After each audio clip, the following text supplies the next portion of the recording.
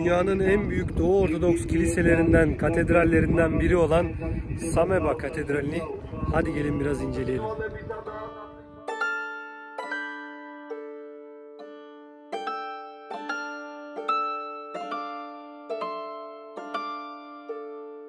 Sevgili dostlar, 1995 yılında yapımına başlanmış, 2004 yılında yapımı bitmiş.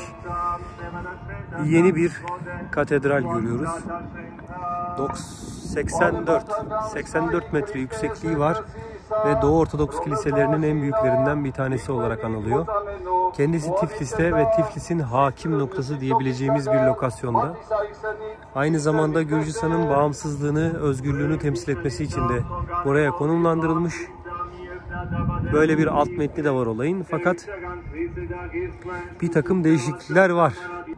Şimdi Gürcistan'da çok fazla eski manastır ve kilise görme olasılığınız var.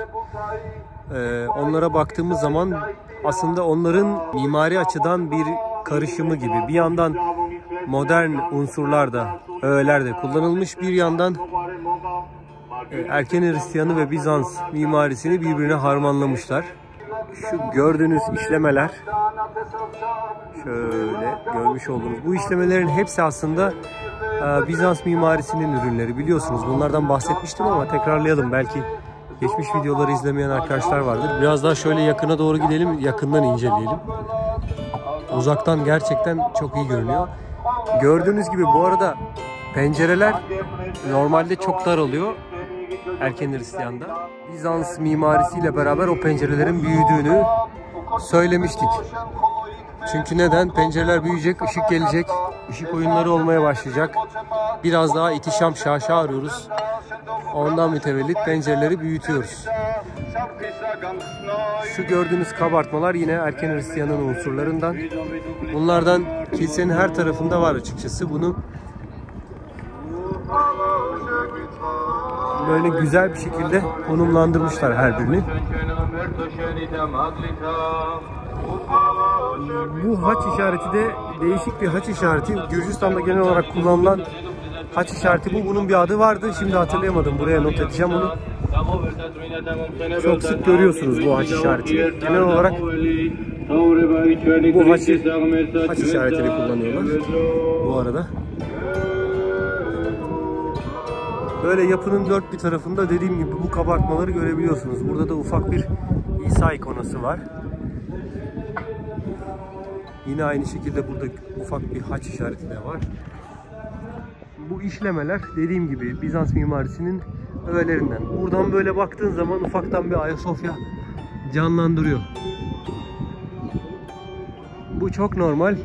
Çünkü Bizans mimarisinin ürünü olduğundan dolayı. İçeriden de görüntüler aldım. Onlardan da bahsedeyim biraz. Çok fazla fresk yok. Sadece bir kısımda fresk uygulamışlar. Onun dışında genel olarak taşın kendisini göstermişler. Yapıda böyle etrafında biraz dolanalım.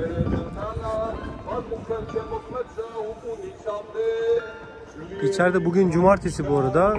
Ortodokslara özel bir durum dediler bana. Bir bilgim yok. Cumartesi günleri de yine aynı şekilde dua var. Pazara hazırlık. Bunu da böyle görüyorsunuz.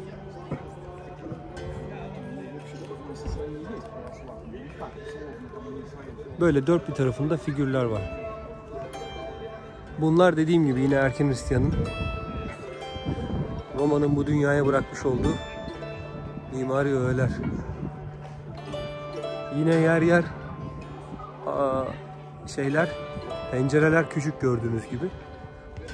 Çünkü harman aslına bakarsanız. Bizans mimarisi erken Hristiyan'ın devamlı niteliği taşıdığından dolayı harman gibi yani.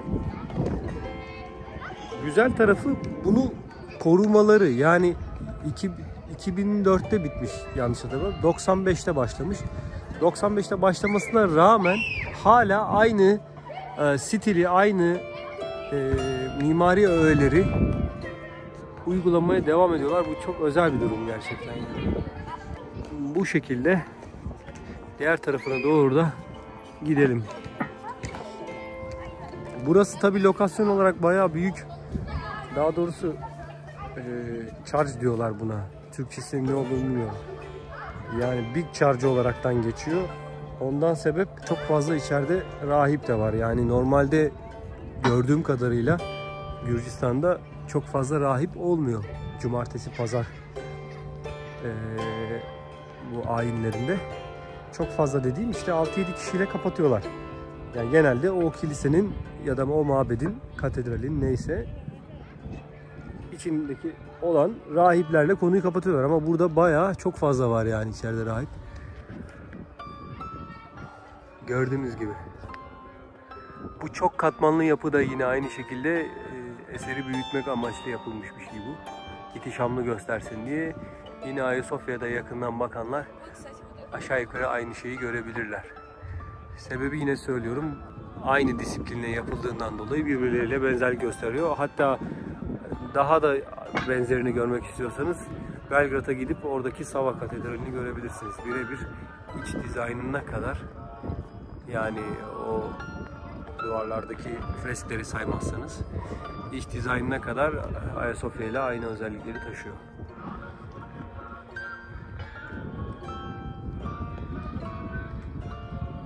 Böyle yer yer içeride gördüğünüz gibi freskler de yapmışlar.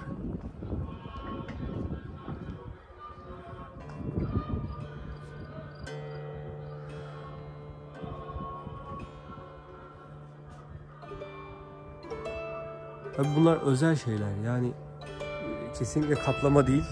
Onu yapan bir ressam var bu arada. Ve elinde kök boyalarıyla yapıyorlardı. Şimdi normal günümüzde kullanılan boyalarla yapıyorlar. O da ayrı bir ayrıntı. Tabii gördüğünüz gibi her yerde hoparlörler var.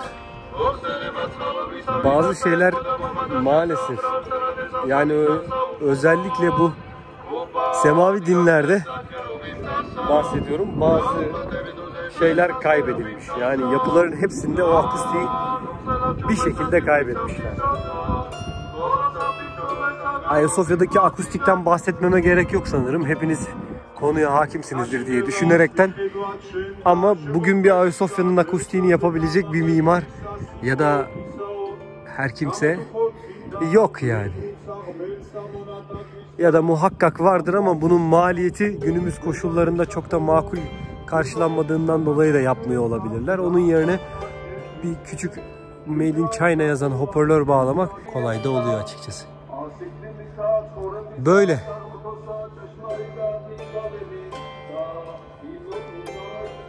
Yapıda derinlik yaratmak için yapmışlar bunu. İçeride de yine aynı şekilde ihtişamı gösteriyor. Bu şeylerin, pencerelerin hiçbiri gelişigüzel buraya konumlandırılmamış.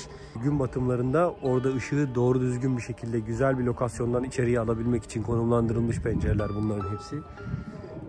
Ve öyle bir lokasyona yerleştirilmiş ki günün nereden battığını görebilirsiniz sevgili dostlar. Dolayısıyla gün doğumunda kimse, burası cami olmadığından dolayı burada değil ama gün batımında buradalar. Burası saat 9'a kadar açık bir yer. Ve öyle bir lokasyona yerleştirilmiş ki tam karşıdan, cepheden gördüğünüz gibi bu katedral aydınlanıyor. Bu da tabii ki düşünülmüş bir şey. Gelişigüzel değil. Bu da kıymetli bir durum yani. Kapıdaki kabartmalar. Kapı ahşap bu arada sevgili dostlar. Yine aynı şekilde aynı formları korumuşlar. Bu çiçek desenlerini gördüğünüz zaman bilin ki için içerisinde Bizans mimarisi var bu arada. Çok fazla çiçek desenleri var. Yine aynı şekilde bir hikayenin anlatıldığı bir kabartma görüyoruz yukarıda. Kapıdakiler de yine aynı şekilde havarilerin kabartmaları. Güzel işçilik ama. Ya bunu elle oymuş, anlatabiliyor muyum? Bu çok kıymetli bir şey yani. Aslında elle oymamış. CNC tezgahından geçmiş gibi görünüyor. İşte bazı şeyler kaybedilmiş diyoruz ya, işte o kaybolanlardan birkaç tanesi de bu. Bunu yapacak, onu işleyecek ustayı da kaybetmişiz maalesef. Çünkü artık makine var demiş yani. Makine var, dolayısıyla çok da ustaya gerek yok diyerekten bazı meslekleri öldürmüşüz yani. Bilmiyorum. Ama özel yani, yine genel olarak Gürcistan insanları için özel bir yapı kendisi. Böyle bir avlusu var bu arada. Giriş şurası tam olarak. Şuradan girişi var. Burası bir kompleks bu arada. Sadece bir katedralden oluşmuyor. Aynı zamanda burada bir ilahiyat fakültesi diye tabir etmek istiyorum. Öyle tabir edeyim. Daha kolay anlaşılsın. Bir ilahiyat fakültesi var. Onun dışında yine konaklayabilmek için bir pansiyon benzeri bir yer daha var. Ve küçük küçük şapeller var. Şu karşıda gördüğünüz mesela. Bunun gibi birkaç tane daha var buralarda. İşte şurada görüyoruz bir tane.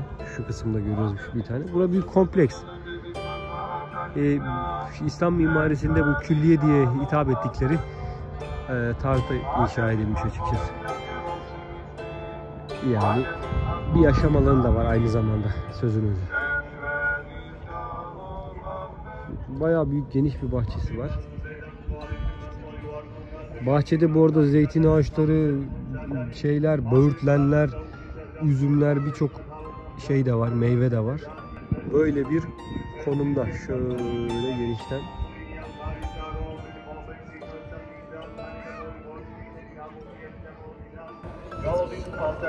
Bu da böyle bir yapıydı. Geldiğiniz zaman muhakkak uğrayınız. Güzel bir görseli var açıkçası. O yüzden uğramanızı tavsiye ederim. Zaten bayağı popüler, turistik bir yer. Her tarafta çekik gözlü abiler, ablalar da var. Geliniz efendim. Geliniz, fotoğraf çekiliniz. Cumartesi pazara denk getiriniz, görünüz, öğreniniz.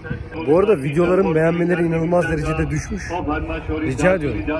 Dostlar, zaten YouTube'dan ambargo yemişiz herhalde. Anlamadım ne olduğunu. Videoyu beğenirseniz, bunlar biliyorsunuz algoritma açısından önemli. Kendinize çok iyi bakınız aynı zamanda. Öpüyorum hepinizi. Hoşça kalın sevgili dostlar. Görüşmek üzere.